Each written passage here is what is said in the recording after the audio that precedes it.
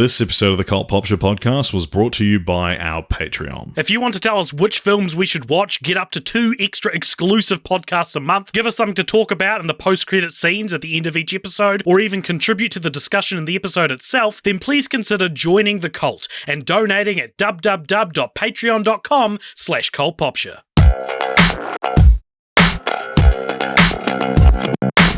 Alright, okay.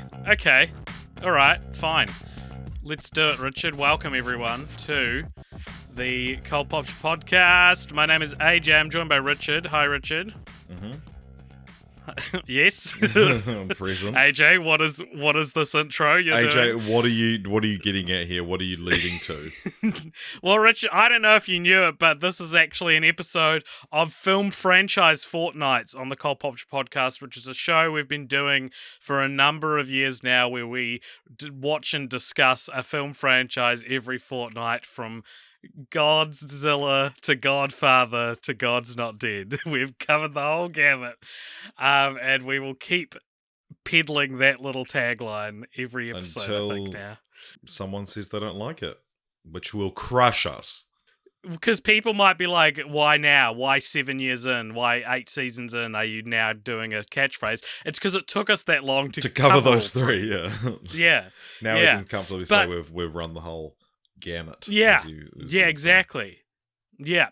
So, what we're discussing today, Richard, is actually the Ip Man franchise, not the IP Man franchise, as I've assumed it was called for years. As you attempted to make countless jokes before it was, and before you heard me say it. Yeah, look, and it's not like I thought it was about, like, intellectual property man or internet service provider man or whatever IP stands for in a computer context. I didn't think that. I just assumed it was IP man, and when I watched it, I would find out what the IP stands for, because I'd never heard the name Ip Man before. So I was like, yeah, it's about a man who's, like, the IP man. Yeah, he's like, protecting intellectual property. Yeah, maybe. And if that gives you an indication into how unfamiliar I was with this franchise going in, there you go. But no, Ip Man is a series of Hong Kong martial arts films based on the life and events of Wing Chun master Ip Man. Wing Chun being a specific form of kung fu, sort of championed by Ip Man, famously adopted by Bruce Lee. It's somewhat of the, like, indie rock of kung fu, I would argue. Yeah, it's like the bad boy of kung fu. It's kind of the bad boy kung fu. The series stars Donnie Yen and follows the titular Ip Man from the Second Sino-Japanese War in the mid-30s through to, spoilers for the final film, his death in the early 70s, with a quick spin-off toward the end. I'm sorry, what? Yeah. I haven't made it that far yet. And this is very much this franchise resembles the Shrek franchise a bit, in that it's these 4 movies following the titular character and then a quick spin-off toward the end. Yeah, and following of course, a fan favorite. Yeah, they're the main character's death in the 1970s.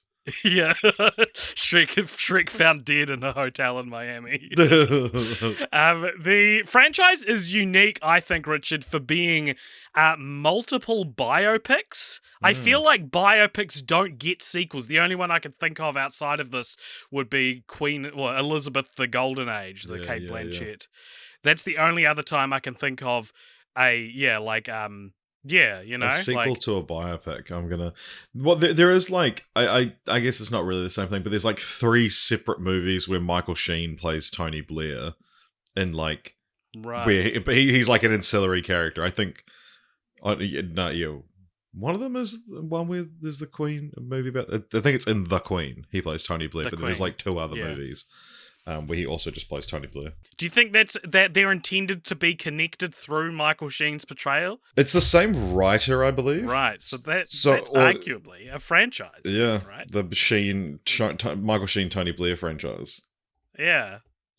Biopics with sequels. Let's see what it comes up with. Are there any sequel movies based on Pocahontas? Disney's Yeah. Pocahontas, the sequel to that, the straight-to-DVD sequel to that, it follows what, more or less what happened to her after the events of the first film. Apparently, there's a Straight Outta Compton sequel in the works. Really? Yeah. Oh, in the works, right. Right. That's the only one on this website. Yeah. All of this being said, Richard, how true do you think the life of Ip Man as presented in these movies are? I think that what reason would China have to lie to the rest of the world about how cool or good they or their icons are? Well, more importantly, Richard, what did we think of the film? So, for those who haven't seen them, there are 5 films in the Ip Man franchise. They consist of Ip Man in 2008, Ip Man 2 in 2010, Ip Man 3 in 2015, Master Z, Ip Man Legacy, the spin-off in 2018, before finally Ip Man 4, the finale in 2019. So let's begin with Ip Man 2008, directed by Wilson Yip, and Yip is another name for Ip Man as well. So it's all connected. We're all friends here. We're all what do you think? Here. Wow, that's a niche New Zealand commercial reference. What do you think? It's also like, I'm pretty sure it's only a Canterbury commercial, yeah. Wow, that'd be like bringing up like "Show us your crack." Yeah, or like "Howdy and Euro." The Cantabrians listening to this are cracking up, just rolling on for reference planes. to our for context to our American listeners. Funniest shit you'll ever hear. What I just said. What do you think Ip Man 2008 has on Rotten Tomatoes? I'm gonna go like a 90. It's got 86, so practically a 90. And can you tell me, in great or as little detail as you choose, what is Ip Man about? The movie, not the guy. I would say, what's he about? Ip Man, the film is about survival. That's what Donnie Yen said, actually. Well, he's a smart man, that Donnie Yen. There's several points on the Wikipedia pages for these movies that say Donnie Yen said the first film was about survival, and the second film was about living, and then the third film was about something else, and then just didn't do the last two. So I didn't write it down because I was like, well, he didn't finish explaining. Yeah, so it takes place during the Sino-Japanese War, and essentially it's that you've got this Sino-Japanese War. You've got this this kung fu master, like as you said, you kind of set up the character already a little bit, but him and his family are like forced out of their home, and then he bands together with a group to like survive essentially, and it's like. Yeah, it's a period piece. It's a war film. It's a martial arts film, but it's also a story about family and survival. Yeah. Yeah, no, it's a lot of it is. It's kind of a cosmic gumbo. He's kicked out of this like lavish mansion that he lives in when the Japanese invade, and then he becomes a coal shoveler to try and make ends meet, and the Japanese army, like whoever's in charge, I don't know what the bad guy's technical rank is, but he's basically like going to these places, these like coal mines and stuff, and being like, come fight me. If you win or lose, you'll get some rice, because he just wants to practice. And when certain narratively significant characters don't return from these fights, Ip Man gets a little curious and goes over there and fights 10 men at once. And these dudes just look like... I heard that was just a rumor. No, well, that's what he can fight them. That's what I love. That's my favorite part about these movies, is like they build up so much hype about, will Ip Man be able to defeat this next foe? And he like never even comes close to losing ever. Like, he is always on top. But yeah, so it's sort of about him, effectively, the movie anyway frames it as him eventually fighting this Japanese leader. It's sort of like, and that's what freed China. Yeah. Is sort of what this movie implies. What did you think of this film? Had you seen it before? Yeah, do you like it? This is like one of those weird... I couldn't remember a single thing about the film other than that I have seen it before. And I remember quite clearly... I'd seen the first two films before, and I remember quite clearly the circumstances under which I watched them. And it was when I was studying acting. It must have been like a slow day, or like between the end of like course for the day and our show that night, when you have like 3 or 4 hours to kill. And for some people it's worth going home, some people it's not. And for me to spend an hour on the bus and then come back, it just wasn't worth it. So I would usually stay. And a group of us just like huddled around a laptop and watched both Ip Man films that were out at the time. There was only 2 at the time. Right. I remember we watched a few. I think we watched Old Boy like that, or at least I remember specifically, I'd already seen Old Boy, but the hallway fight scene, I remember watching that. And like, I guess we just went through a martial arts phase and got real into like these fights, because that's kind of what Ip Man as a series is known for, is just these beautifully choreographed fight scenes. And I guess we just got real into Ip Man and Ip Man 2. But I was watching the films for something to be familiar, and there was nothing really other than just the general concept of Donnie Yen doing martial arts. But I mean, I do enjoy I enjoyed probably all of these films. I had a weird experience by the time I got to the 4th one, but the Ip Man 4, I should say, not the 4th, but yeah. But I enjoyed all these films, and there's just, I don't know, they just have like a cool factor, I guess, that like these are cool movies to say that you like, Yeah.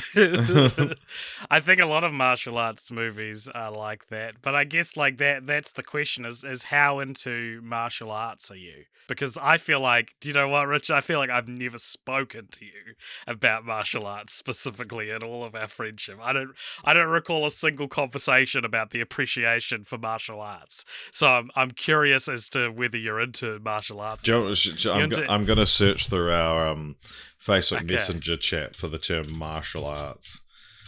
And I bet there won't be much. Okay, well, there's 2 matched messages. That's very little. Okay, so this is becoming a recurring segment on the podcast. Yeah, I very much enjoy chat. Okay, so it's just like not working, so I'm going to try it on my phone. it says there's 2 matched messages and it just won't show me where they are. Damn. But yeah, I mean, am I into martial arts? Are you into martial arts? No, not at all. Couldn't give a shit about it. Yeah.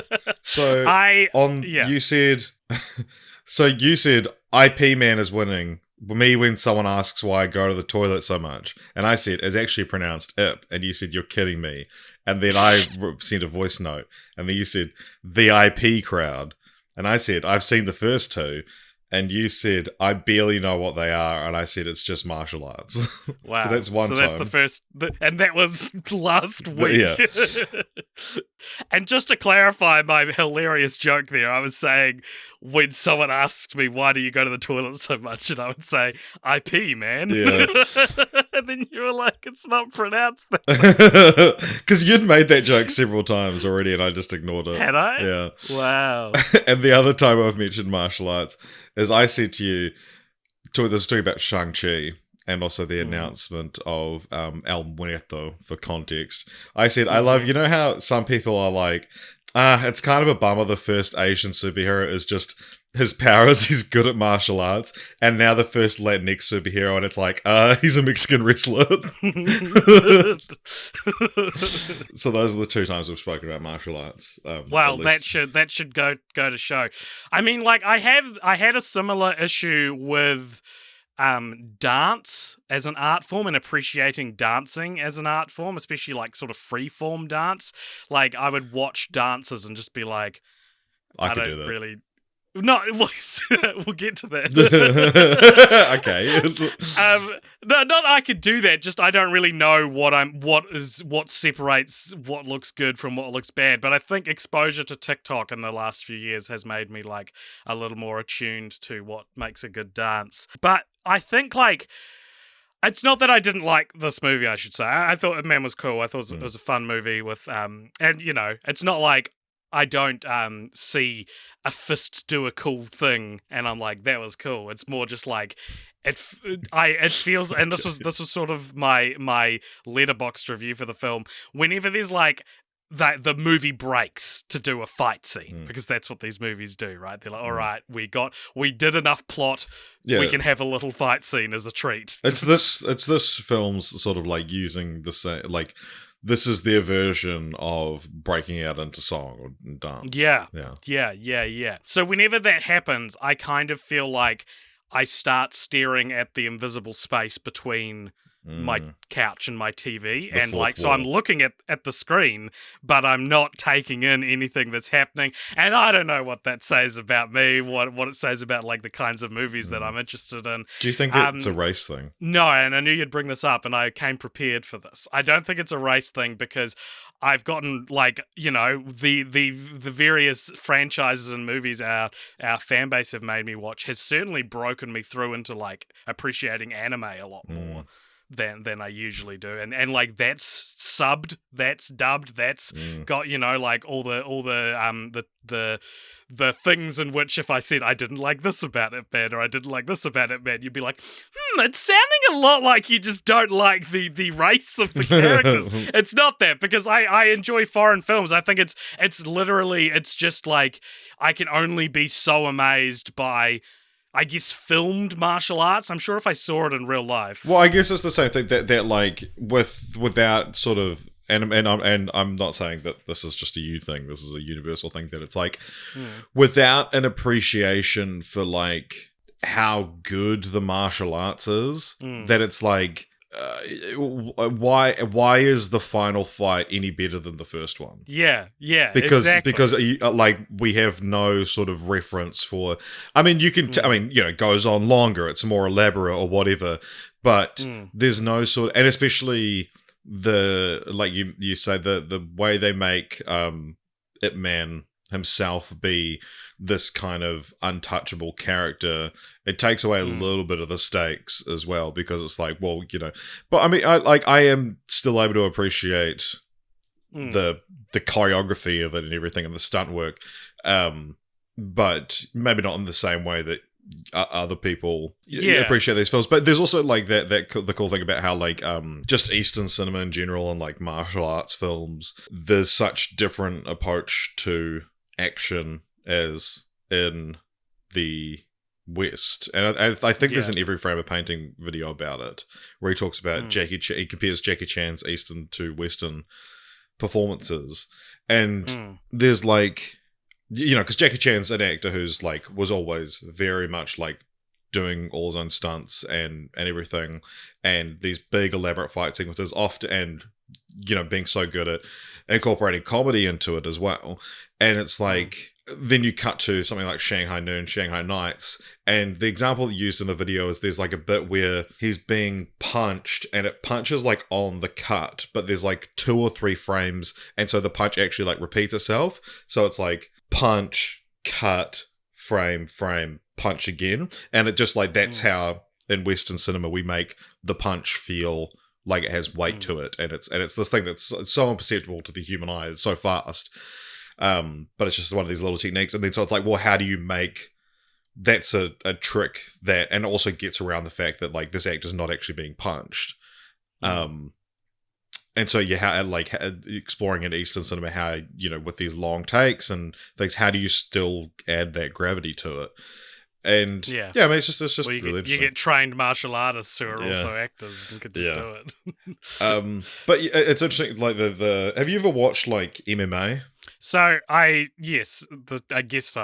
I had a flatmate I lived with for a while who was really into MMA, and a couple of our friends got really into it. So I've watched them play the video game a bunch of times. He can play as Joe Rogan, which is very funny that Joe Rogan is a playable video game character in anything. But yeah, I know. So I've seen a bit of martial arts, of mixed martial arts. Yeah, I have a funny thing in my life that, so I've watched maybe all up a dozen or so combination of mixed martial art and boxing matches. So probably a dozen up to 20.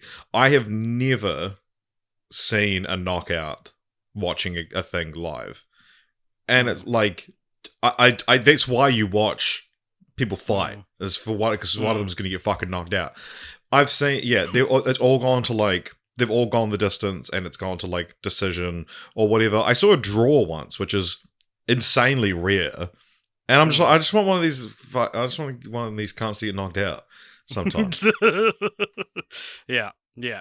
I mean, yeah, I think because if I compare it to A summer's like, day. because I was gonna compare it to John Wick 4 actually, because I was quite excited to get this series because I thought Donnie Yen was probably the best part of John Wick 4. Yeah, it's Like, great. I loved his character, and I'm not saying like that it didn't live up or anything, but if I was just to articulate why I can watch fights in a movie like John Wick and appreciate them more than something like Ip Man, I feel like the nature of the like setting in John Wick allows for it's like contextual fight scenes, right? Like if John Wick's shooting someone in a nightclub, he uses the things around the nightclub, and so it engages with the story in a way that it's not that the Ip Man movie doesn't do that, but it's like I've never seen a fight scene in a nightclub. A fight club in a nightclub. I've never seen a night scene in a Fight Club.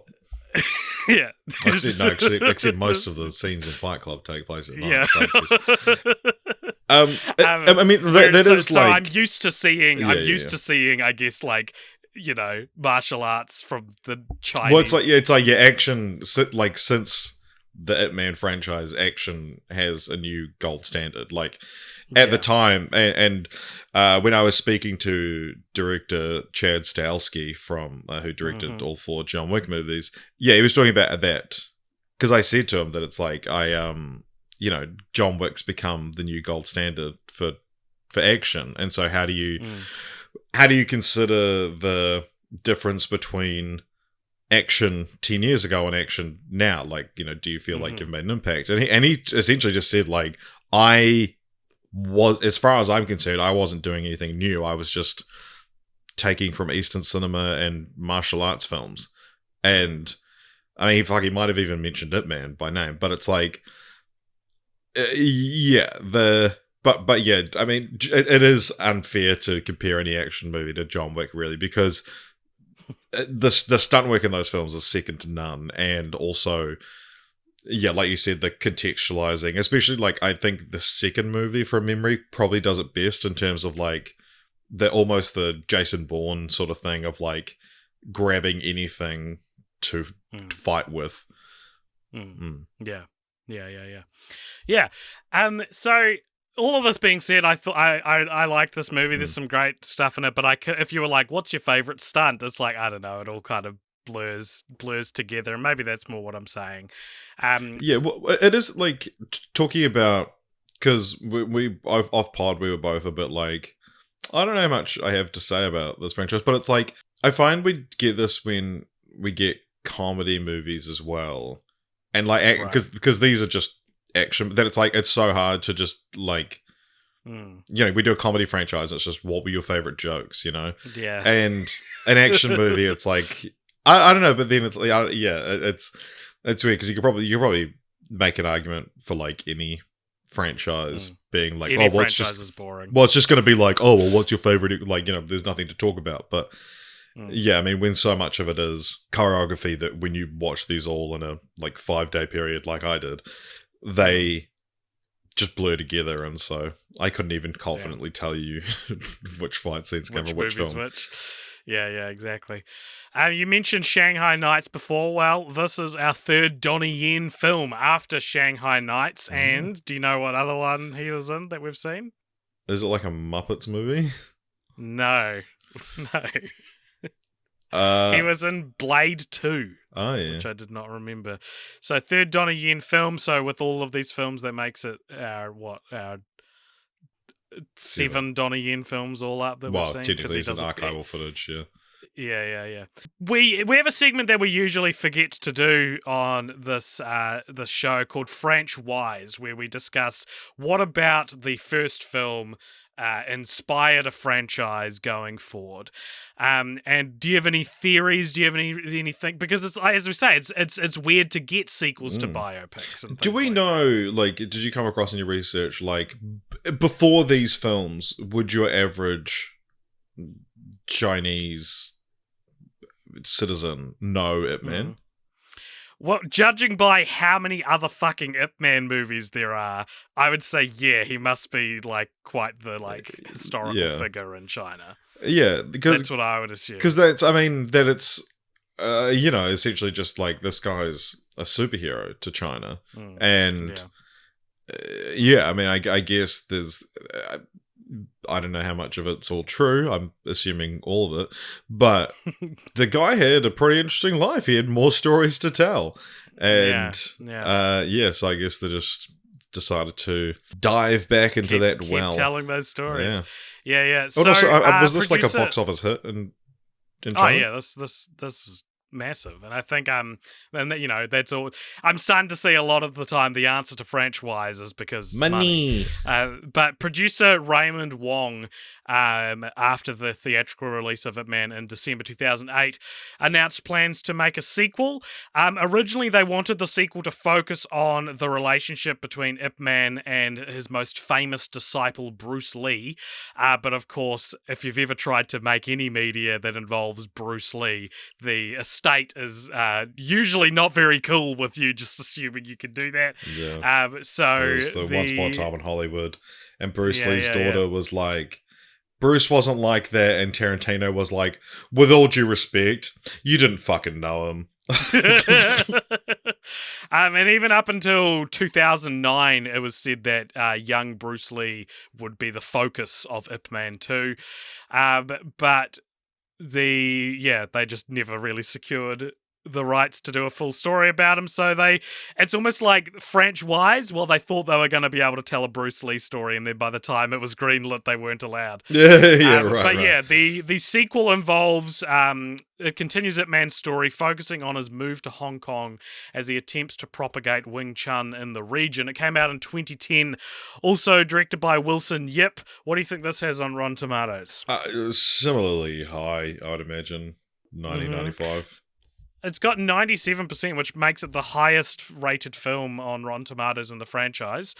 And beyond he moves to Hong Kong, what is it about? What are we dealing? Who's the bad guy? What's the stakes in this one? There's a British boxer, Taylor the Twister Miller, who he takes on, and there's Hung Chun Nam as well, who is another master of martial arts. But yeah, I mean, it ends in like a big sort of boxing match between Ip Man and the Twister, and he has to keep being like, they have to keep being like, stop kicking, not allowed to kick in boxing. And he's like, all right, and then he'll kick him, and he'll be like, you're gonna get kicked out if you don't stop kicking this guy. The agreement wasn't that it's that they both box. It was like, let's see which fighting style comes out on top. And then they're like, no, sorry, you've got a too overpowering move in your fight style. It's like, well, then he should win then. That's the whole point. Yeah. So according to Wikipedia, this is a piece of dumb Wikipedia trivia, or at least someone, when you can tell when someone's edited something to get their favorite factoid across on a Wikipedia page. In total, Ip Man 2 grossed an estimated $49 million worldwide, but this amount does not include DVD sales all over the United States, Asia, and Europe. And it's like, you don't usually get that caveat. It's just that, it's not the box office to calculate the DVD sales.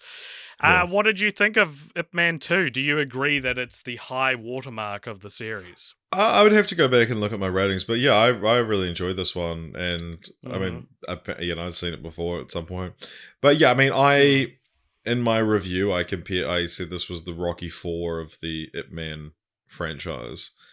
Yeah, I've got a theory about that. About why I thought that.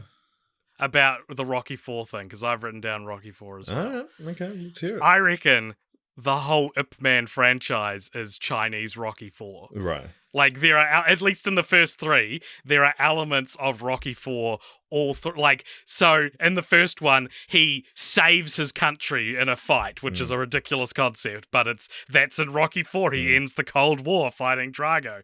And then in this one, the other martial arts, what's his name? Hung Chun Nam, he is killed fighting Twister because he goes in first, just like Apollo Creed and Rocky IV. To me, that was the most explicit thing, that it's like, your friend got killed in the against someone from an opposing political force, you take him on in the ring and presumably end the war going on. Yeah. And then I think Ip Man 3, the fact that Mike Tyson is a part of it feels very Rocky 4, right? Like it feels very. It's a bit more Rocky 3 with like Hulk Hogan. That's probably true. There you go. But it is funny how like obvious the parallels and inspirations are, or are they? Because these things supposedly happened in real life. Yeah. So maybe Rocky 4 was the one copying Ip Man's real life. Yeah, true. So I mean, I enjoyed once I sort of clocked that as well. I was like, fuck yeah, this one's mean. This is my experience with the film. What did you think of it? Do you think it's the best of the franchise? No, I have a definitive favorite, and it's not this one. I don't think it is the spin-off. That's my favorite one. But I don't even think this one like was better than the first one. I don't think. I think the first one had like this freshness, and this was like everything about this feels. It gets worse as the sequels go on, but like. It is that kind of like, all right, so what are we doing next? What's the next part? Because it's like, we already told the Ip Man story. It's strange to now be saying like, no, there's more to tell. Like, no, he did stuff in the last 30, 40 years of his life. I thought there's a scene at the end of this film, the one scene they were able to include Bruce Lee, where this kid walks into Ip Man's school and he like thumbs his nose. I don't know what that movement's called, but it seems to be kind of like a trope in anime and stuff. And he's like, I'm gonna I'll talk about that soon, but he's like, I want to learn how to do martial arts. And he's like, come back when you're 16. He's like, what's your name? But he's like, Bruce Lee. And it's like, okay, this is, okay. I watched the dubs for 2 and 3 because I was very tired. I've been so busy this week. I've had to watch these movies in the cracks of free time that I've had, which has involved like watching them in multiple parts across like a couple of days and things like that. Here in the Co-op Option podcast, we call that pulling a Richard, because I've been doing that for years. And I had to watch the dubs, and boy, do they make these films a lot worse. I think they made them a lot funnier. I think. Yeah, well, but they're not trying to be funny. And these. Like I think I thought that'd be okay because I watch a lot of like Studio Ghibli dubs have kind of like got me thinking they can all be that high quality. And I mean they have pretty high budget. Yeah, I mean they're done by Disney. Yeah, and then I'll watch Ip Man 2 on a dub, and it is like when you picture the like the joke of the English dubbed martial arts film. It is Ip Man 2. Yeah. Like it is like people talking like this. Yeah. And da-da-da-da-da. It's like, it's all why did you so also strangely. Like? It's not only going to look weird, but why did you also get bad voice actors? Yeah. And so when young Bruce Lee comes in and he's like a little rascal and he's like, I'm gonna be the best martial art artist in the world. I was like, oh my god, this is dragging the seriousness of this film down for me. Because there was a bit of discussion in our Discord this week of subs versus dubs and whatnot, and I watched 2, 3, and 4, the finale dubbed as well. Because people are like, which ones are you going to watch? And I just whatever Netflix defaults to. The first one defaulted to Cantonese, and the other two, the rest of them. And then the Master Z I had to watch. I had to rent on Apple TV Plus, and it didn't have a dubbed option, and so it was just subbed anyway. But when it comes to dubs versus subs, I am so not a snob about this. Like, same with like anything with my only preference to like watching a film on a big screen is so that I won't be tempted to look at my phone. Like some of the best films I've ever watched and the most transformative film watching experiences I've ever had have been at home or huddled around a laptop at acting school. And I think, there's people should watch films in whatever way is most accessible to them. And like, you know, if Ip Man is your favorite franchise of all time and you want to share it with someone, but they have a hang up about subs, and it could even be that, like, you know, this person has like slow reading comprehension, and, you know, like just can't keep up with subtitles, you know, that it's like, yeah, I mean, like, dubs should be there to make things more accessible to people. If someone's more likely to watch a film because it's dubbed in English, yeah, like, I don't know, I understand 100%. I understand the argument for subs over dubs, that it's like you're preserving the original, and like we just said, that it's like it adds this layer of comedy to it, and I'm able to not mark the film down because of that. Right. Maybe that's the difference between us. Yeah, but that, like, yeah, I mean, I don't know. I just think that I'm pro films being accessible to as wide an audience as possible, and whatever tools are needed for that. And so I'm not ashamed that I watched the dub, because it's just, you know, it can be, I can, you know, watch this while I'm making dinner, and if I have to turn around to put something in the oven, I'm not going to miss an important plot beat, you know?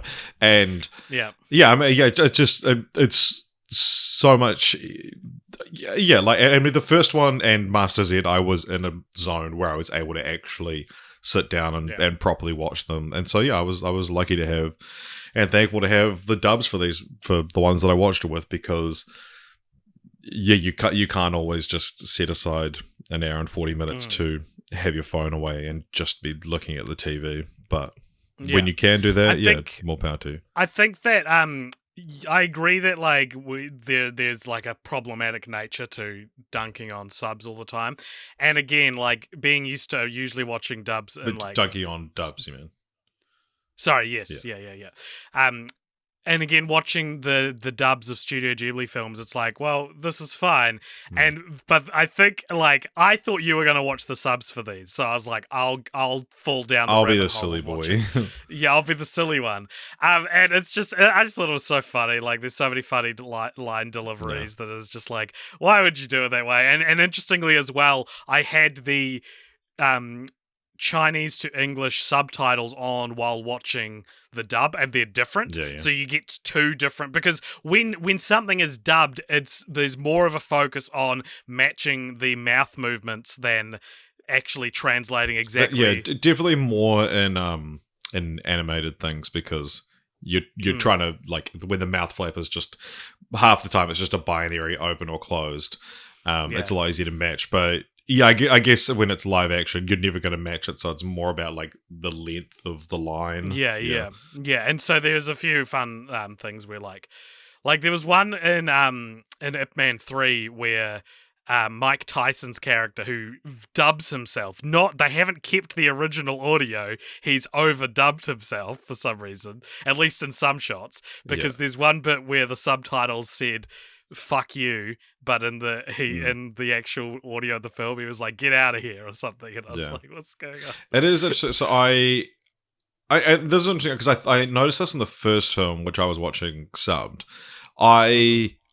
Donnie Yen, like, a lot of his dialogue sounded ADR'd and kind of badly dubbed, even though it was in Cantonese. And then, so when Mike Tyson was on screen in the third film, yeah, like you say, it's like, you can tell it's not matching his mouth movement, but it's, you can tell it's up. And so I would switch between the original language and English just to see. Oh, wow. And so there were scenes where Mike Tyson was speaking Cantonese or Mandarin. Really? And yeah. Oh, okay. And so he's obviously learnt his lines phonetically, which is something that, you know, non-English speaking actors do all the time.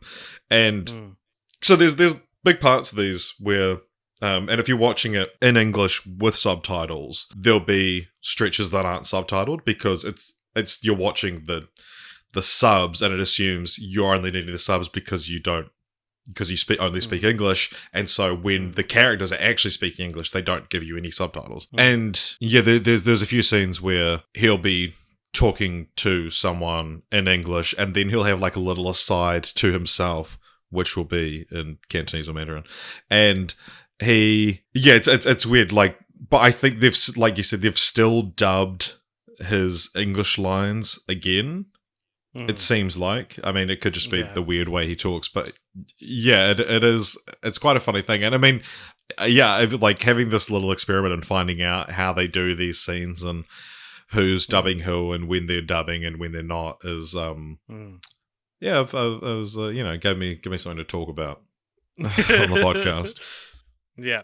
So Donnie Yen expressed a lack of interest in making a third film initially. He said, Ip Man 2 will incontrovertibly become a classic, bettering the first. And then Yen later stated after Ip Man 2 that he would no longer be involved in the film based on Ip's life. And yet, Richard, 5 years later in 2015, he did return for Ip Man 3, also directed by Wilson Yip. What do you think this has on Rotten Tomatoes? I imagine this one would be lower, right?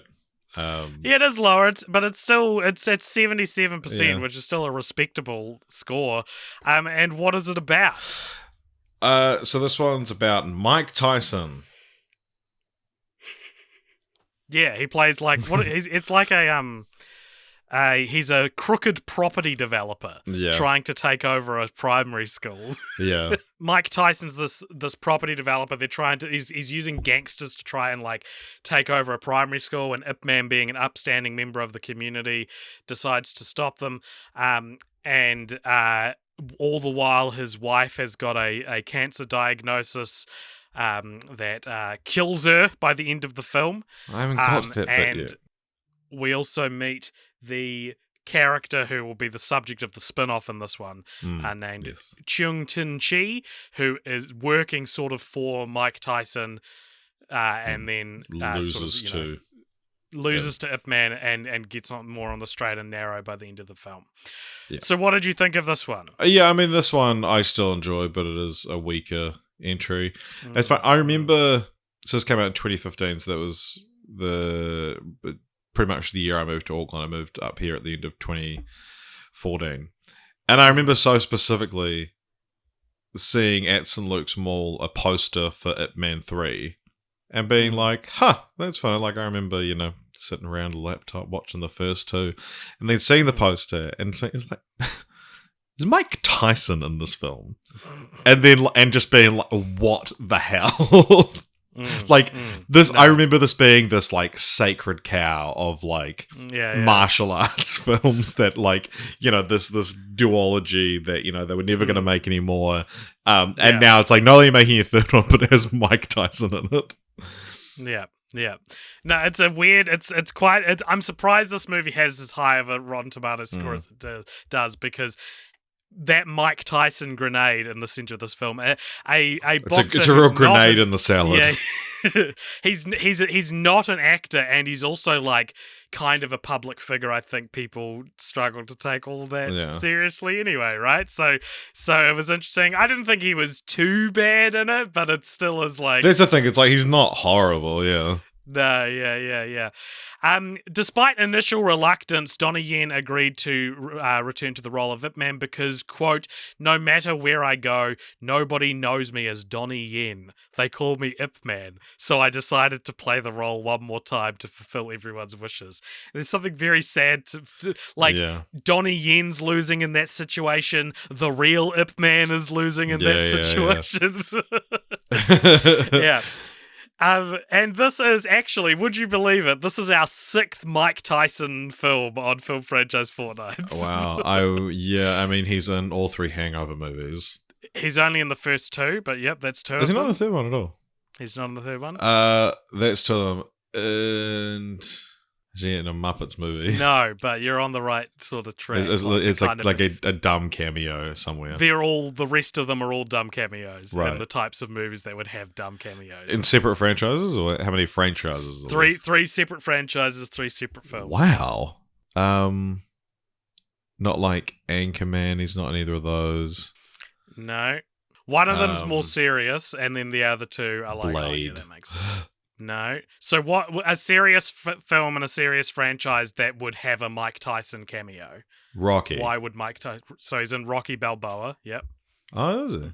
I assume in a cameo role. I can't remember. Oh, I think at the end, maybe when they have the fight, that he's just like as part of the crowd or something like that. Right. And then the other two from two different comedy franchises, which would have a Mike Tyson cameo. Neither of them are animated. No, neither of them are animated. It is the only... So, Ip Man 3 is the only Mike Tyson film we've watched where he's not playing Mike Tyson. So he's explicitly Mike Tyson in all of these. But the other two are... He is apparently in Scary Movie 5, because that's the kind of person who'd appear in Scary Movie 5. And he also appears in Crocodile Dundee in Los Angeles. I think he might be in the opening scene of Scary Movie 5. Right. Or is it? No, that's Snoop Dogg's in it. Look, those... I remember two people walking through a... Yeah. Wow. Yeah. So Bruce Lee, a young Bruce Lee, once again, was supposed to be the focus of this film, but they couldn't find any actor who could portray Bruce Lee's intensity on screen. And so at some point during the production of this 2015 movie, they decided they were going to use CGI to make Bruce Lee appear in the film, which I think is a very bold move for a movie at that time. Yeah. It would be bold now to do an entirely CGI character in a live action film. The COO of Bruce Lee Enterprises, though, Chris Storty, which is Bruce Lee Enterprises is the sole owner of the worldwide rights of Bruce Lee. They were, quote, justifiably shocked that this plan was going ahead without them being really consulted at all. And they said, to state in no uncertain terms, BLE intends to seek all remedies available to it to stop Pegasus, who's the production company, from including the computer-generated version of Bruce Lee in Ip Man 3. And they added, and however, Pegasus asserted that Bruce Lee's brother Robert Lee, who worked as a consultant on Ip Man 3, owned the intellectual property rights, and they were like, that's why we thought we could use it. And they were like, no, he does not own the intellectual property rights. And The Guardian noted that the plans to use a CGI Bruce Lee were dropped as a result, though Bruce Lee does appear in this film, portrayed by someone named Danny Chan, who played Bruce Lee in the 2008 TV series The Legend of Bruce Lee. So it's sort of like what we were saying about Michael Sheen. There's this dude that just goes around playing Bruce Lee and things. And he's only in it for a little bit, and he's certainly not the focus. Like they clearly spent 2 sequels now chasing this Bruce Lee v Ip Man film, and they haven't been able to get it out yet. Have you been? Are you very familiar with Bruce Lee? Somewhat. I know a bit about him. Yeah, it's actually like because I remember just like reading all these like crazy Bruce Lee facts, and shit like there was he once kicked a 135 kilo sandbag up to the ceiling. Like, wow. He could punch 9 times in 1 second. How? He's just 1 punch per hand. How long's a second? 1. So he's punched 9 times. Yeah. He could do 1,500 push-ups with both hands, 400 with one, 200 with 2 fingers, and 100 push-ups on 1 thumb. Pretty cool. Maybe we should watch some Bruce Lee. Are there any Bruce Lee franchises?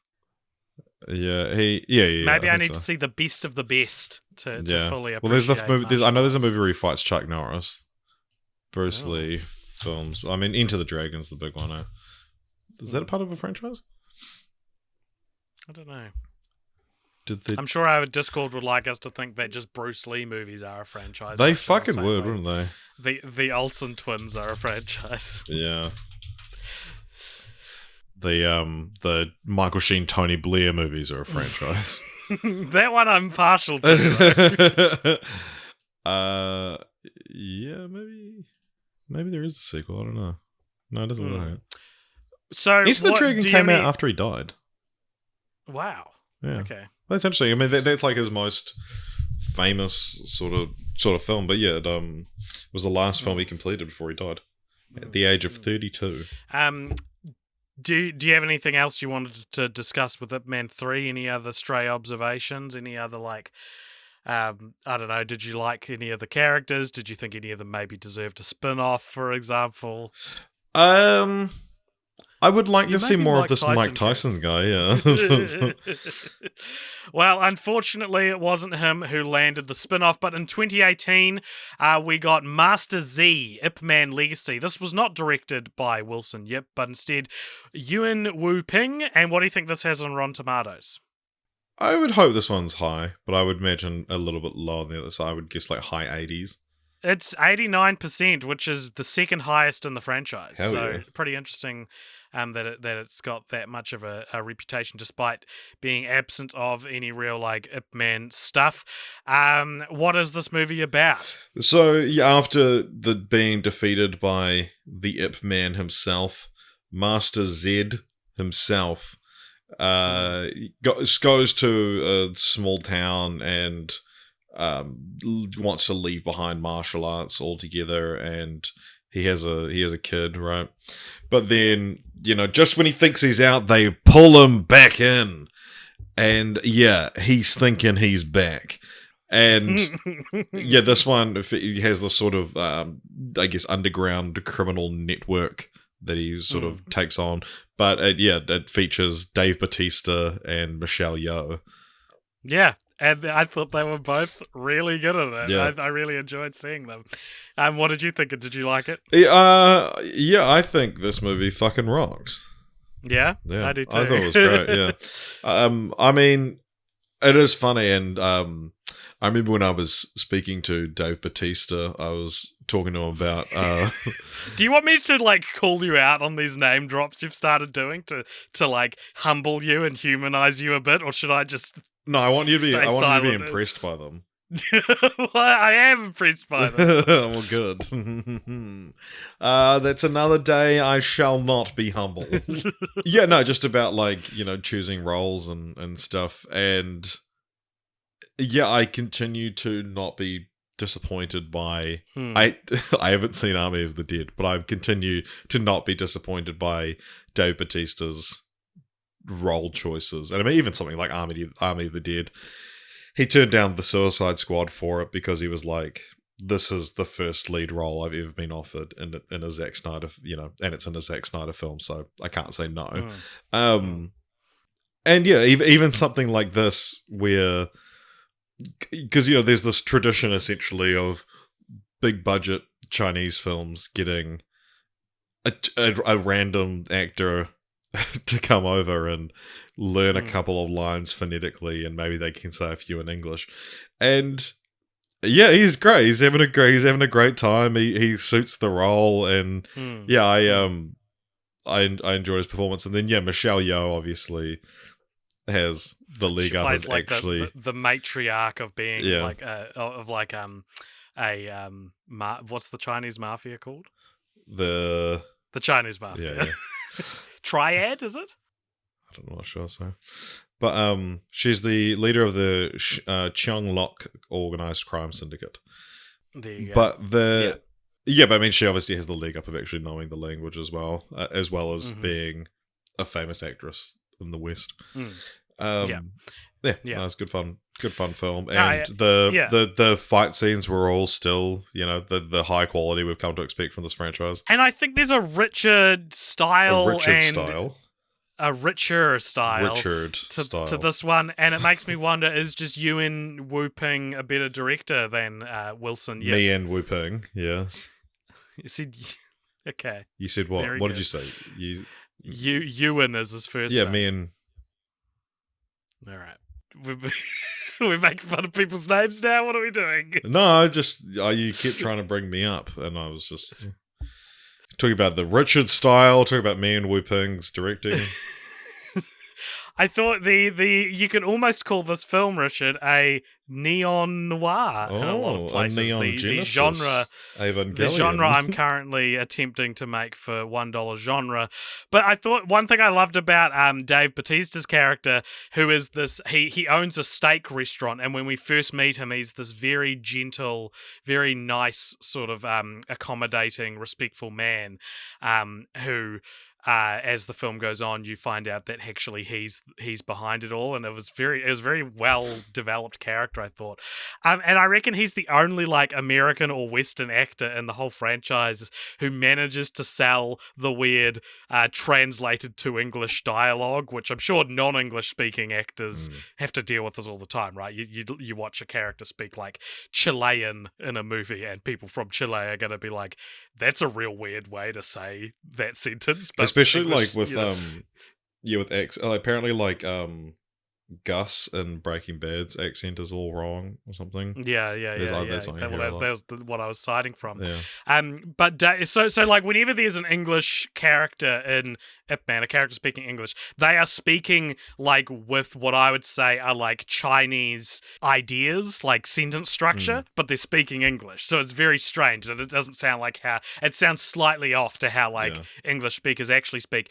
But Dave Bautista, the way he delivers it, it feels more like he has like the character has made the decision to acclimatize to Chinese social standards, and he's speaking English. So it sounds like, it sounds way more genuine, and he sounds very respectful, and I think that fleshes out his character and makes him like this creepy dude. He's got a hell of a butt in this film. I don't know if you noticed, there's a couple of shots where he's like jumping and throwing people around, and he has got a bubble butt, and I'd be remiss to not mention Dave Bautista's ass. You reminded me of something there. Did you know in the dubs, there's a few characters who they're speaking English, but they're doing a Chinese accent. Really? Yeah, it's like there's there's no major characters, but there was one that was like an elderly shopkeeper or something like that, and the person talks to them and they're like, "Hey man, how's it going? I'm just here to," and then they reply with just like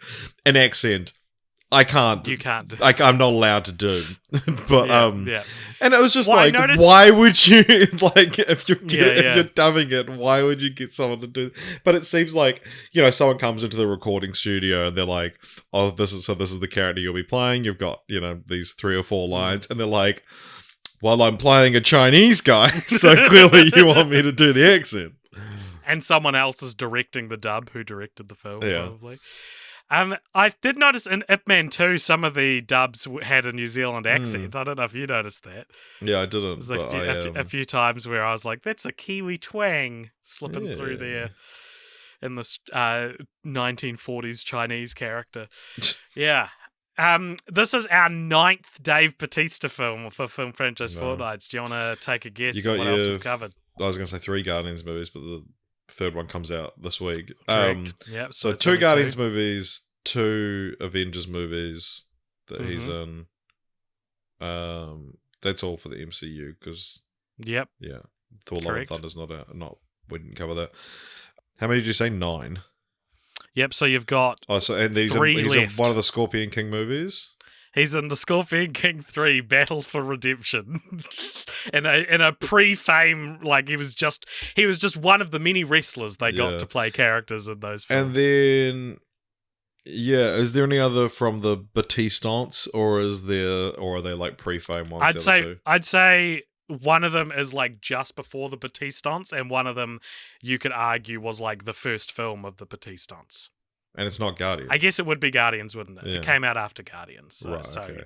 in the slipstream of the Batistas. Okay. Oh, he's in one of the Scooby-Doo films. No, well, he wasn't in those, was he? No, he I wasn't. think he had John Cena. No, pass. So he's in Riddick, the 3rd Riddick movie. That's just called Riddick, confusingly. And he's also plays that like weird henchman in Spectre. Oh, that's yes, what I would say was a big. Big moment for him. And this is also our 5th Michelle Yeoh franchise. Do you know what she has been in? I know she's in Guardians of the Galaxy 2. Yeah, she's one of the like post-credit scene. Yeah. Yep, she's also in Kung Fu Panda 2. Yeah. Tomorrow Never Dies, which I'd completely forgot about. And it's crazy to me that this means Michelle Yeoh wasn't like, someone I'd clocked as being a famous person when we watched Tomorrow Never Dies. Yeah, right, yeah. Which doesn't seem like that long ago. And of course, she's also in The Mummy, Tomb of the Dragon Emperor. Yeah. So only a year later, in 2019, we got Ip Man 4, the finale. This was once again directed by Wilson Yip. What do you think this has on Rotten Tomatoes? What was the lowest one? 77% was Ip Man Yeah, 3. I think this will be higher than that. I'm going to go like mid-80s. 85, Wow, very that good. couldn't be any more mid-80s. What is Ip Man 4, the finale about? This one's about racism. Yeah, this one's like, you've seen him deliver China from the Japanese dictators. You've seen him fight the British. You've seen him fight Mike Tyson. But now Ip Man is going to San Francisco. Like it's like Everywhere you look. There's literally a shot of the bridge in this film, like as an establishing shot. It's like, wow, it really does feel like that trope, that sequel trope of like it's the same thing, but now they're in the contrasting location from the first film. It's Ace Ventura 2. It's Crocodile Dundee in Los Angeles. 2 or 3. Yeah. Well, I mean, the first one is really him going to the contrasting place. But That's true. Yeah, so he's taken to San Francisco because Bruce Lee has opened up a school where he's giving the kung fu secrets to the whiteys of San Francisco, and so he goes there to sort of sort that out, protect that. But yeah, he's also trying to find a school for his now adolescent and very stroppy son. Yeah. Who they're struggling as a family unit after the death of Ip Man's wife at the end of the third film. And yeah, there's racially motivated attacks at school, and he beats up a bunch of high schoolers. Yeah. So he has to get like a letter of recommendation from like the head of the Chinese embassy in the US so that his son can go to the school, but he won't give it to him because he won't help them stop Bruce Lee from teaching Wing Chun to Americans. And then somehow Ip Man ends up at the school and he sees a young Chinese girl getting bullied from a bunch of snooty white Americans, and so he doesn't beat them up in the same way he beats up like the 10 guys that were on him in the first one, but he saves her, and then turns out she is the daughter of the embassy guy that didn't want to write him a letter of recommendation. And so they sort of have this kind of like weird tension between them where it's like, you saved my daughter, but I don't want to help you out this way. The bad guy in this is played by Scott Adkins from John Wick 4. And he is a military general, like you see him at military training camps. And this isn't his name, but the subtitles called him Gunny. And I thought that was very funny that first of all, when I thought it was his name, that the guy who works for the army would be named Gunny, and that's a very funny nominative determinism from translating the script over to English. But then also apparently it's not his name, which makes me think that in China they call this role of the military the gunny for sure. Right, much you would call someone a tradie or whatever, which sounds very Kiwi, doesn't it? To be like, oh, where's your gunny at? Where's your gunny? Who's your gunny on this camp? On the ship. Yeah. So he's interesting in it. And one thing I wanted to talk about that gets brought up in this film is he has a soldier under his keep, this Chinese guy, who is using a what they call a Wing Chun equivalent of a punching bag, which is this dummy, wooden dummy that has sticks poking out of it. And Gunny, whatever his real name is, gets real condescending about it, and he's like, how could this help? And Richard, I'd been wondering that the whole movie. You mentioned before, I watch the movies like this and think to myself, I could do that. And that's absolutely not true for the martial arts. But watching them practice on these dummies, I was just like, what are they even doing? I could do that. It's just, they're moving very slowly. They're you know what I mean? I'm curious to know what is the practice with, what is the discipline with fighting one of those dummies, because they're not moving out of, they're not moving so fast I couldn't also do it. I wonder how helpful it is, because it doesn't, to my dumb, untrained... Yeah, but I mean, you could say that about anything, that a punching bag, that I could punch a punching bag. That I could punch a punching bag. I like going to the Buskers Festival whenever it arrives in Christchurch and watching an act for 5 minutes and then being like, I could do that. You Yeah, get yeah, like a contortionist and they like get inside this like tiny box and you're like, yeah, I could do that. yeah, yeah. Swallowing a sword. Yeah, yeah. Like eating an apple and then swallowing a sword, which is like, don't try this at home, kids. Yeah, I mean, I think it's a lot about just the muscle memory of the movements of where to block would be the main thing. I would say maybe for the next cult elders segment, if any of the cult elders have any knowledge on this, they could let us know. Because I'm not trying to be rude, I just genuinely don't understand how that would help. I just don't think it's that hard. Yeah. So this film was like I quite enjoyed watching all of the other four. This one was like I'd had a day where I'd started early and I was hoping to finish early as well, and then I got put on another job and ended up finishing like normal time or slightly later. And so it was like I was hoping to like have this movie done and dusted by the time Jess got home, and then we could just like hang out. And then it was like, oh, no, came home, had to put this movie on. Jess was like, can we watch something else? I was like, well, no, we're recording tomorrow night, so I had to put it on. And it was just like, by the time I got around to watching this film, I was just so sick of these films. Yeah, same. And so it was like, yeah, I was in an annoyed mood at the fact that I was now having to watch this and having to like force Jess to watch this. And so I did offer to go watch it in the office or something, and she said no, it's fine. But yeah, so this one was just a chore to get through. And it's like I didn't even dislike the movie. I was just annoyed at the fact I had to watch it, and it was an obstacle for me, Yeah, I felt pretty similar again watching, cramming when I could watch these. So I watched the second half of Master Z and this on the same day, and I don't like to watch more than one film franchise Fortnights movie in one day because it feels like I've forgotten how to do it best.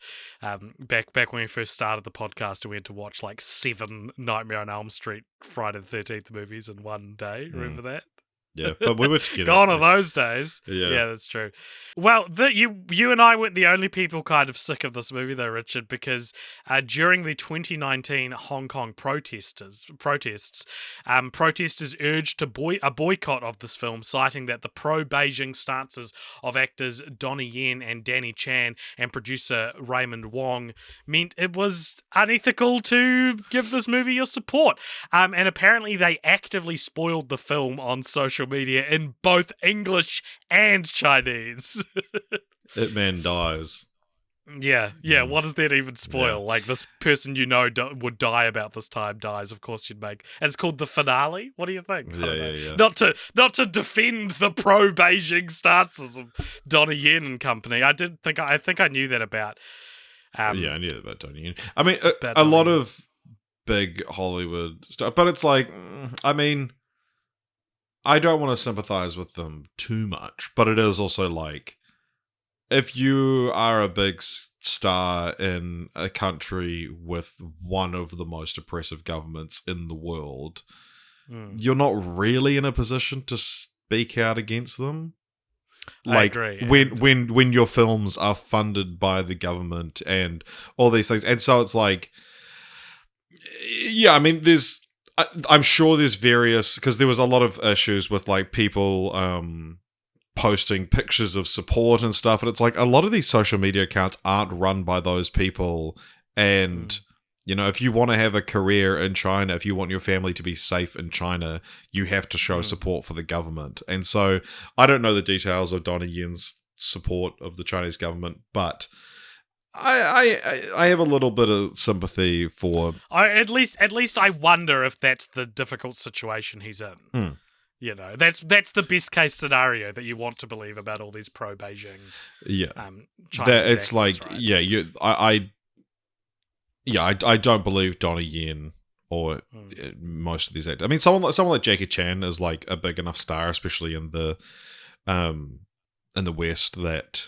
You think, oh, he could be an activist for the other side, and wasn't, but yeah, I think that there was just a little bit of, I don't think it's as clear cut as like, oh, this person supports the government. I think that there's fear forcing them to do that. No, I agree. Any more thoughts on Ip Man 4, the finale? There's like this whole, it ends with his death. His death didn't happen till a number of years after the events of the film, I don't think. But and also he's supposed to be like nearing 70, I think, in this movie, and it's like maybe 42-year-old Donnie Yeah, he's Yen. he's just got a few grey hairs in this one. But yeah, any other thoughts That was before we Donnie move on to a couple of sections that I've prepared for us? Donnie Yen turns 60 this year. Okay, so he just looks young then. Yeah. That's still pretty young. Yeah. So it's our fourth Scott Adkins film as well. He's appeared in Doctor Strange, X-Men Origins Wolverine, and The Expendables 2. Wow. So Did not know he was in any of those. I mean, Yeah. when I was watching John Wick Chapter 4 and he's in this big fat suit, I was like, who the fuck is that guy? Like, I recognize him. And I know that, like, there's a fat suit, so it's like, I know that. I was like, it's going to be so obvious to me when I hear the guy's name. Scott Adkins, don't know who that is. Look up a photo of him, don't recognize him. Yeah. So, Richard, I thought I'd find out what actually happened in Ip Man's life compared to what the movies portray. Because, like, initially I was like, I want to lead a life that warrants 4 biopics and a spin-off, you know? Like, that feels like that's a life well lived. But then I was like, it's awfully convenient, some of the stuff. So how much actually happened? Yep. If you, at the end of your life, or someone writes a biography about your life, or you write an autobiography when you feel the time is right, how far in do you think you are at the moment? I don't think I've begun. Wow. Do you think it's going to start after this conversation? Yeah. Chapter 1. I just wrapped up the conversation about the Ip Man franchise. No, what about you? Because I feel like... No, if I do something noteworthy enough to warrant an autobiography, I'm not close to it yet. Yeah. That's I think what I'm saying. Because I recently read a friend of mine's autobiography, and it's interesting, you know, reading an autobiography and just being able to quite openly talk to that person about writing it and whatnot. It was written by a ghostwriter. But yeah, the thing I just find fascinating about it.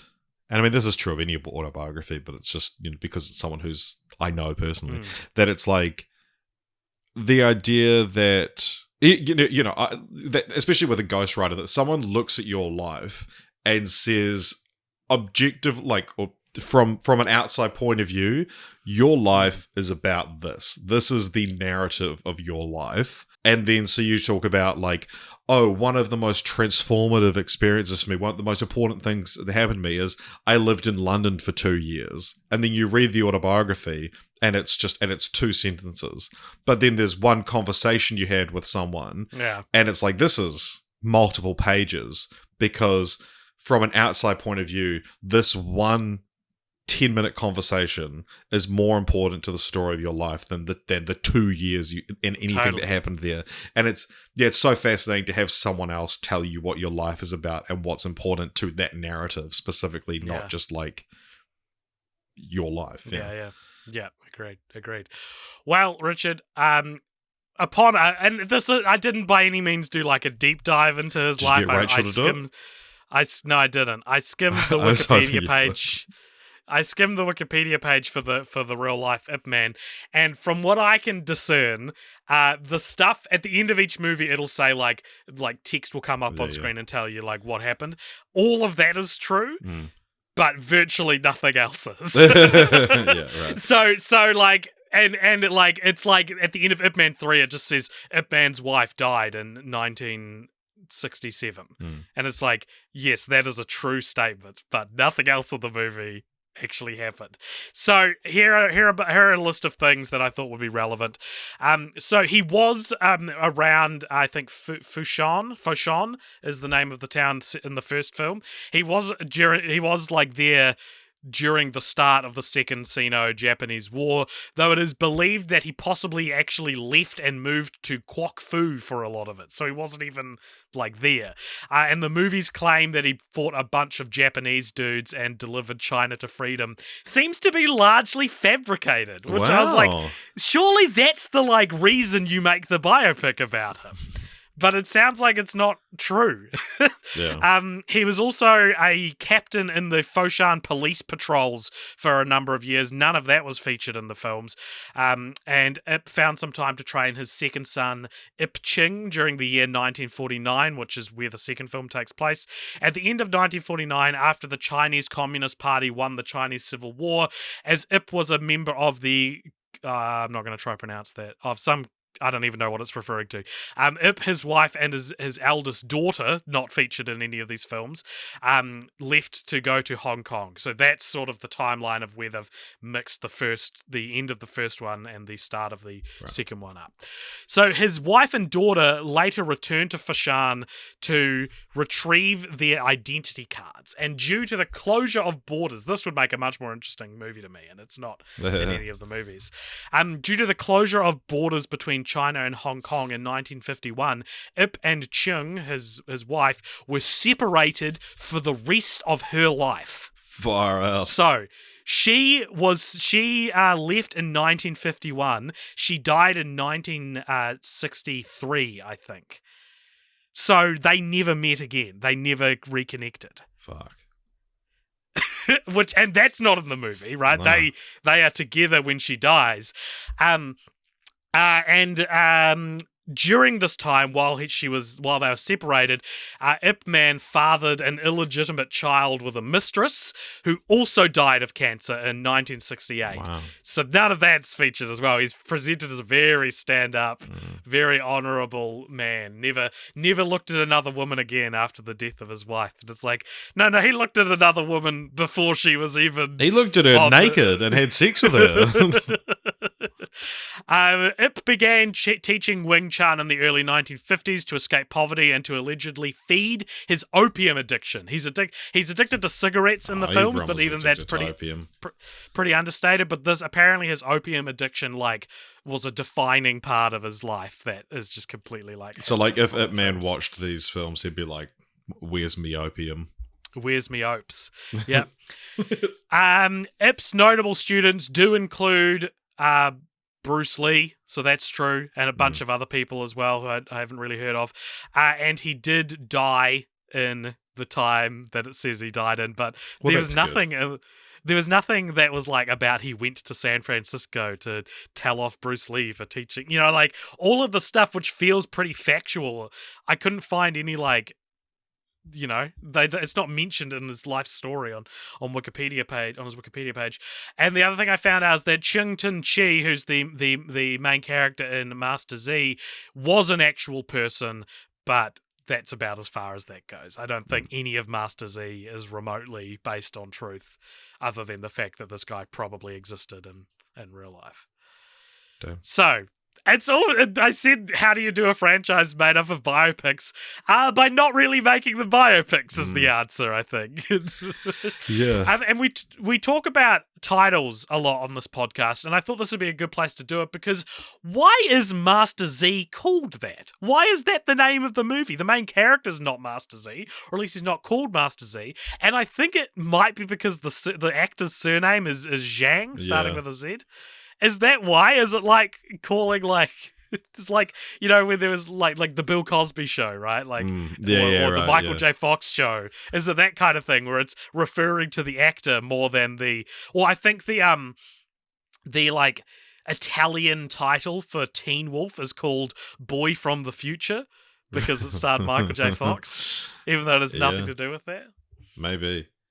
I'm just trying to see if there's any answer to this question. I did give it a Goog, but I couldn't find it. Damn.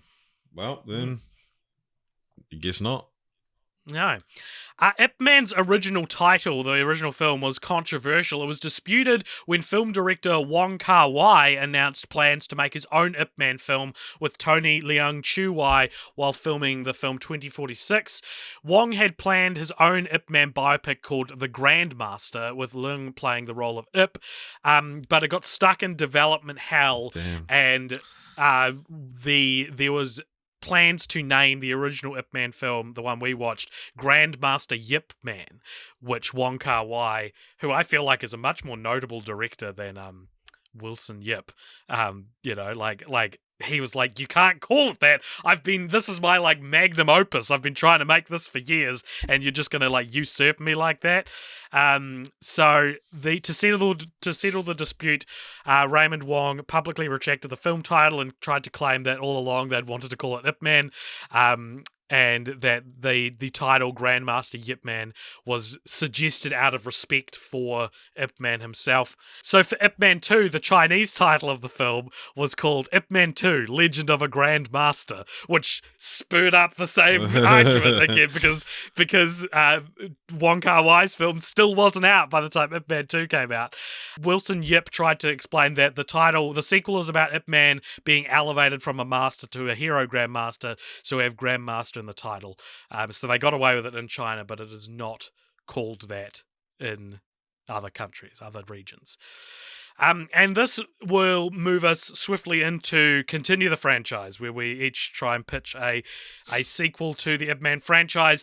And there's some relevant stuff here because there are dozens of Ip Man ideas and properties that aren't part of the Donnie Yen Wilson Yip franchise.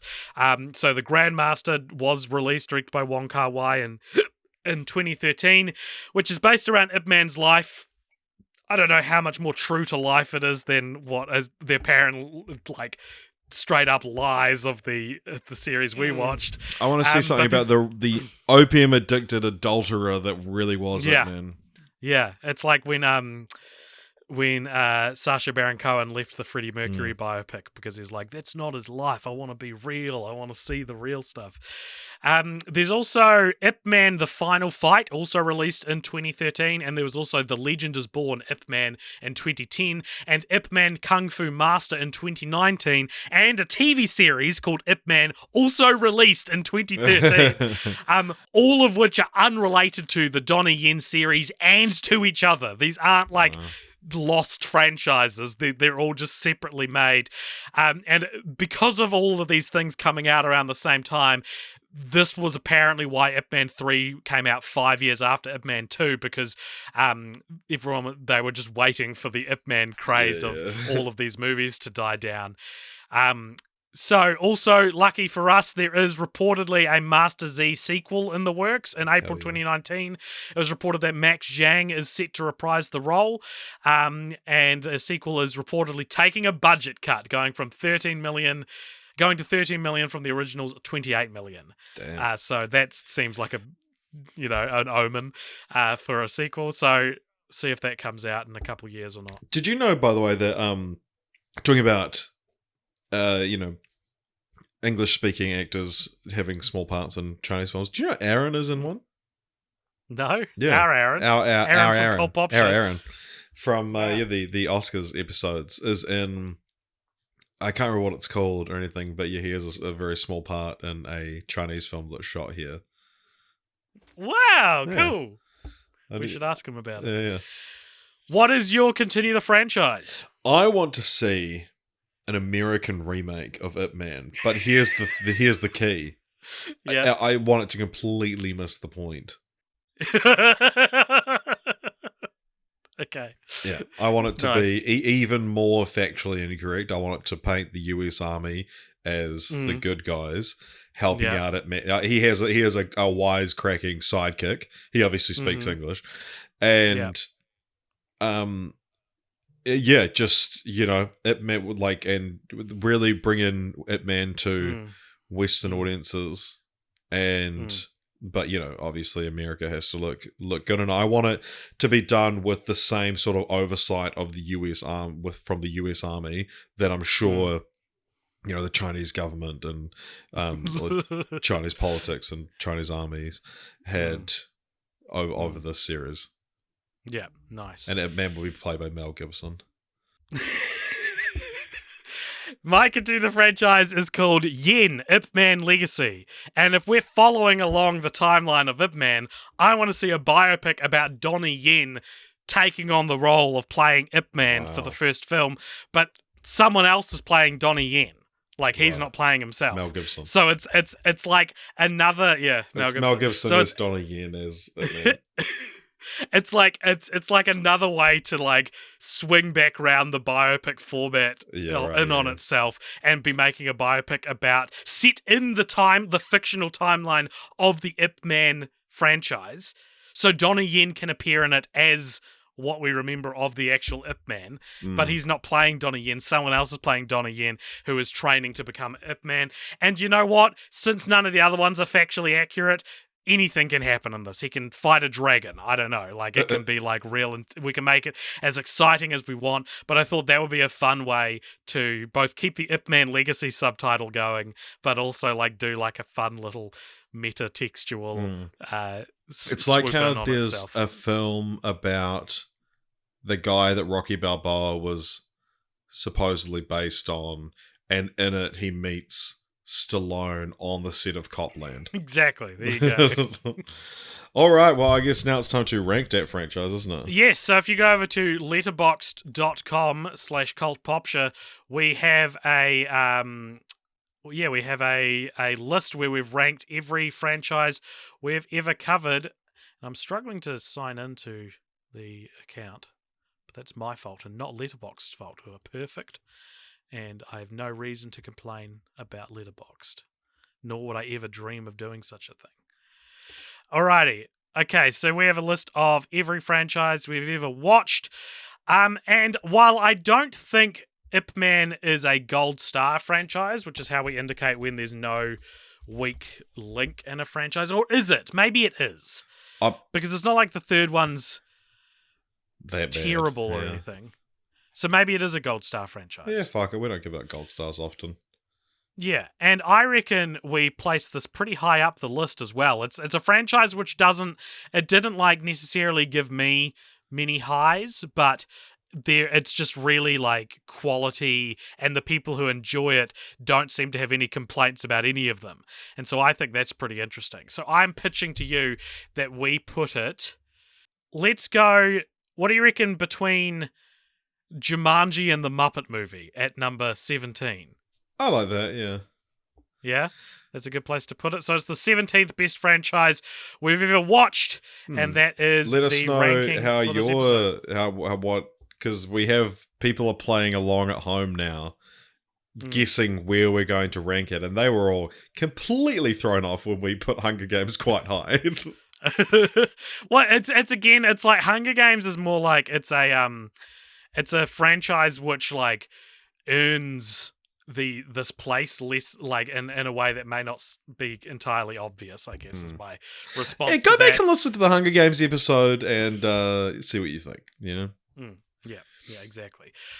Alrighty, so that is the end of the Ip Man discussion. All we've got to do now is franchise roulette, is that right? Yes, I believe so. Wow, how often do we do franchise roulette this many times in a row? I feel like there's been nothing to interrupt it, no multi-weeks for a while now. Yeah. So. Alrighty, so this is where we have a little a list of film franchises, each with a number randomly assigned to it, and we're going to get a random number generated, give us a number, and that will be the franchise that we watch.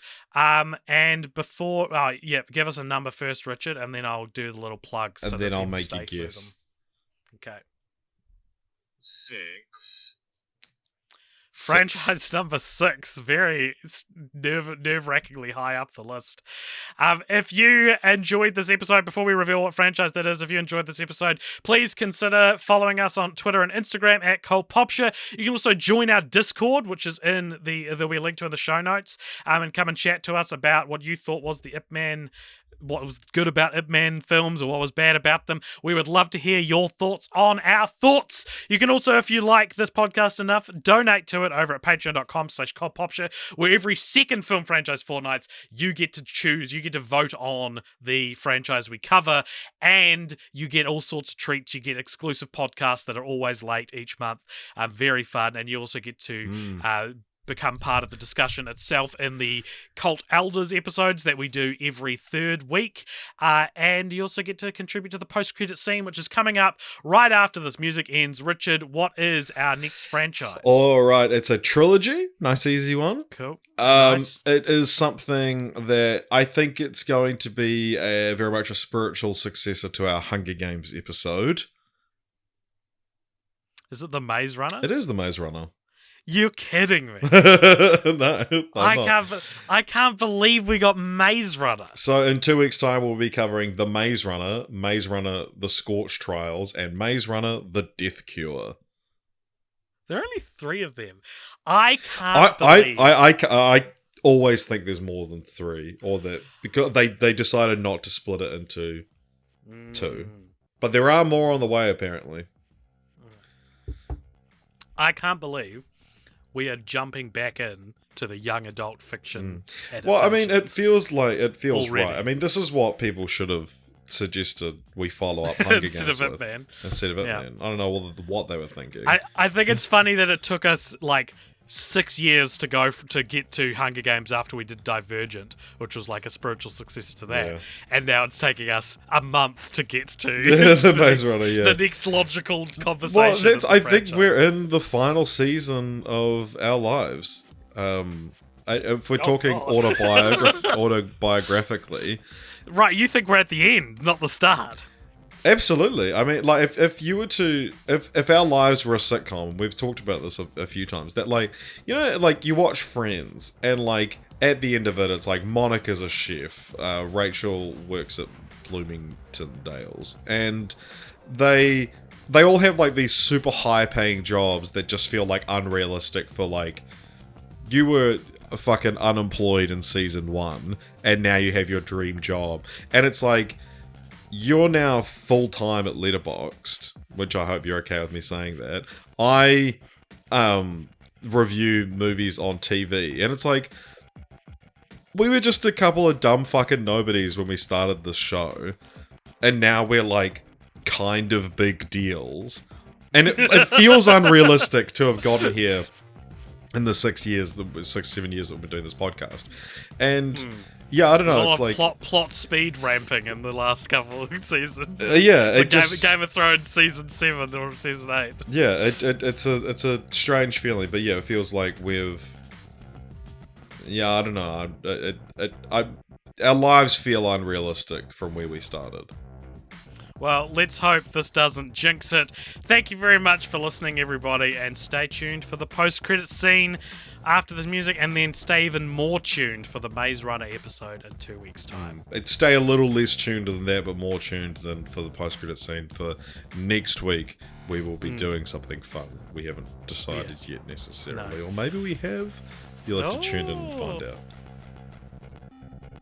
Alright, welcome along to the post-credit scene. This is a segment at the end of each episode where if you donate $5 or more over at patreon.com/cultpopture, you get to give us something to talk about in the post-the-credit scene. And this, the post-credit scene, God, how many episodes I've never screwed 162 post-credit scenes. You haven't fucked it up until now. What is it, Richard? Who's it from and what is it? This one comes to us from Jake. Just simply Jake. Who says, Jake, what was your favourite and least favourite thing about each country you've been to? Each country I've been to? Okay, I've only been to, like, assuming not including New Zealand. Yeah, right? Yeah, let's assume we're not including New Zealand. I have been to 3 countries. 2 of them in the last year, which is pretty shocking. I've been to Australia a few times, and I've been to London, well, I've been to England, and I've done 2 stops there and back in San Francisco, so I never really left the airport. So my least favorite thing about America was that everything looks like you're in an airport. Like, it's weird. No, I don't know if I can really speak to America just because I didn't stay that much. I think it was weird having to like pay for tipping on like just paying for something with the F+ card and there's a tip thing there. That was kind of strange. I'm not used to that. On my flight back, I was in the airport after the news of the most recent school shooting. So I would say that doesn't narrow down what time you were there at all. Well, yeah, that is something I don't like about that country. London, England, I would say like.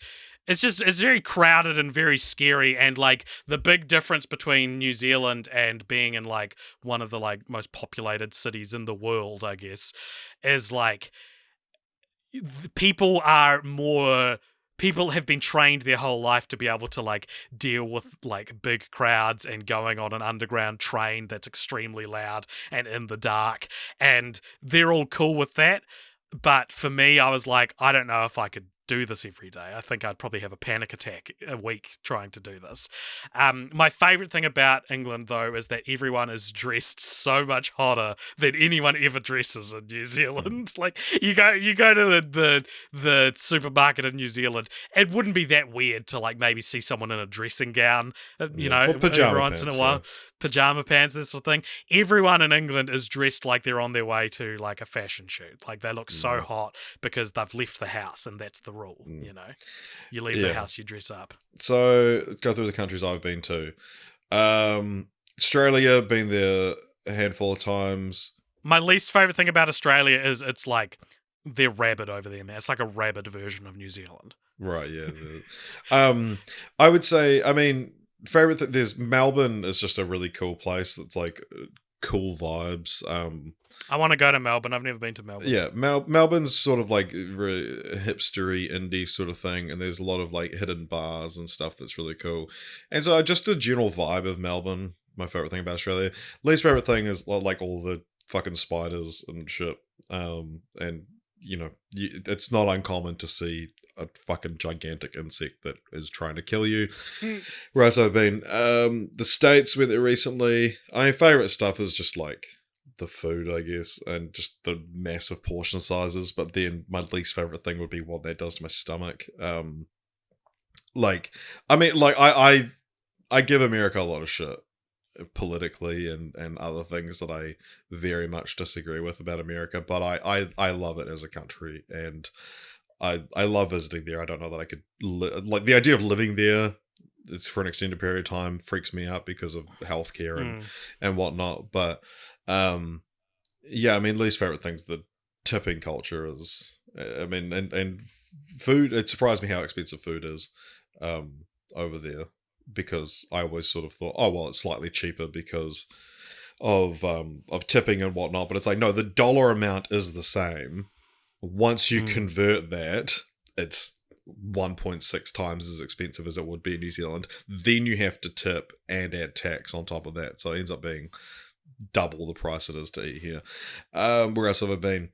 I went to the UK when I was a child. I would say favorite things about London. I remember going to Harrods, very fun. But again, just the cost of everything was crazy. Went to Paris, so France.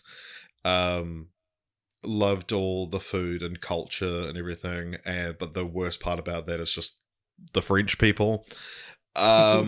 Thailand. I mean, most of the places I've been to, just the highlight is the food. I mean, everywhere you go, and just getting authentic food from that place is amazing. In Thailand, I went to a place called Kanchanaburi, where I worked 4 elephants for a day, which was amazing. And that was the most sort of chill time we had in Thailand.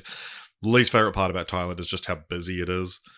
Cambodia, my favorite part is how it's just a chilled out version of Thailand. My least favorite part of Thailand is Phuket Airport. If you're ever going into Thailand, I don't care how much cheaper it is, do not fly through Phuket. It is the worst airport in the world. Pay the extra going through Bangkok, which is a decent airport. Cambodia, Cambodia's great. Cambodia's one of my favorite countries I've been to, but I don't like how, if you're going, travel advice if you're going to Cambodia, when you think, oh, I want to do karaoke, that's what they call brothels. So you go into a karaoke bar, and we went in and we were like, how does it work? And they go, oh yeah, you just go into the room and then we'll send in the woman and you choose one. And we're like, doesn't sound like what we're after. Japan, again, food is incredible. And that's also that's one that really just I mean, my favorite thing is probably the convenience stores. That's really the thing I miss the most. Least favorite things, yeah, just how busy it is, but people are a lot more aware of. It's a lot safer than somewhere like Thailand feels. China, least favorite part was that I was just stuck in a hotel room for 2 weeks because of COVID. Favorite part was the Pizza Hut at the hotel was really nice and not at all greasy. Singapore, I guess. Least favorite thing would be the heat. Favorite thing is that it's a hub It's where you go through to get whatever. And I think that Scotland as well. I went to Scotland. It had that cool baguette or something behind the. In that the bap that I had, the bacon bap. And least favourite thing would be we went to go see my mum's childhood house, and it had been demolished. It's just an open Richard, field. This entire time you've been talking, I know you've been very distracted. Exciting has been happening in front of me. You were talking about how like your least favorite thing about Australia is like the spiders, and not long after you said this little like white tail crawled up my window, and I was like, oh my god, and that's the deadliest spider in New Zealand. And I was like, oh my god, I got to tell Richard about the spider that's just crawled up, and that was already news, and then it crawled up, and then it got caught in a daddy longlegs spider web, and now the daddy longlegs is currently doing the thing where it's wrapping it up. Wrapping it up. I've never seen this in real life before. This is crazy. Wow. This is crazy stuff. I can't believe I witnessed that. I like saw it get caught and the daddy longlegs like jump on it. This is so exciting. Wow, it's oh my god. It's pulled it off the web in its like little package. Yeah. What's it gonna do? Is it gonna eat it? How does it eat it? Wow, this is fascinating to watch. All right, everyone. We'll see you next time.